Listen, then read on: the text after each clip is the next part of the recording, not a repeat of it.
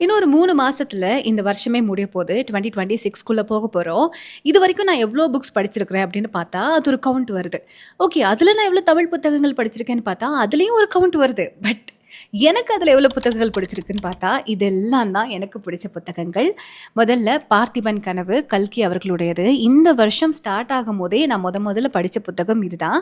அதுக்கப்புறமா கீரா அவர்களுடைய கிடை அப்படிங்கிற இந்த ஒரு ஷார்ட் ஸ்டோரி. இன்னொரு புத்தகம் பிஞ்சுகள் கீரா அவர்களுடையது. அதே மாதிரி இந்த இவள் அப்படிங்கிற ஒரு புத்தகம். நான் ஆல்ரெடி அந்த புத்தகத்த பத்தி நெறையா பேசியிருக்கேன் யூடியூப்ல. ஸோ இந்த இவள் கீரா அவர்களுடையது. இதுக்கான ஸ்பெஷாலிட்டி என்ன அப்படின்னா, இதில வந்து அவருடைய மேனுஸ்கிரிப்ட் இருக்கும். அவரோட கையெழுத்து பிரதியும் அட்டாச் பண்ணியிருப்பாங்க. ஸோ எல்லாருமே கட்டாயம் படிக்க வேண்டிய ஒரு புத்தகம் இது. அண்ட் அடுத்ததா டி. ஜானகிராமன் அவர்களுடைய அம்மா வந்தாள் அப்படிங்கிற இந்த புத்தகம். அடுத்து நான் படிச்சு இந்த வருஷத்திலேயே அழுத ஒரு புத்தகம்.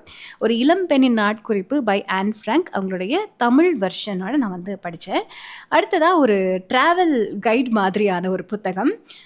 எல்லாருமே எனக்கு ரொம்ப ரெக்கமெண்ட் பண்ண ஒரு புத்தகம் இது. தேசாந்திரி எஸ்ரா அவர்களுடையது. அவருடைய ரைட்டிங்ல நான் படிக்கிற முதல் புத்தகம் இது. அடுத்ததா ஒரு டிரான்ஸ்லேட்டட் வெர்ஷன் புக். பட் இது நான் தமிழ்ல படிச்சதால ஒரு தமிழ் புத்தகம் நான் கன்சிடர் பண்ணிட்டேன். எர்னஸ்ட் ஹெமிங்வேயோட கிழவனும் கடலும் அப்படிங்கிற புத்தகம். நெறைய பேர் வாழ்நாள்ல எல்லாருமே படிக்க வேண்டிய ஒரு புத்தகம்னு ரெக்கமெண்ட் பண்ண ஒரு புத்தகம்.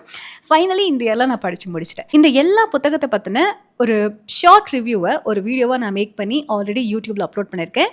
மறக்காம அந்த வீடியோவ சேனல்ல போய் செக் அவுட் பண்ணி பாருங்க. பை.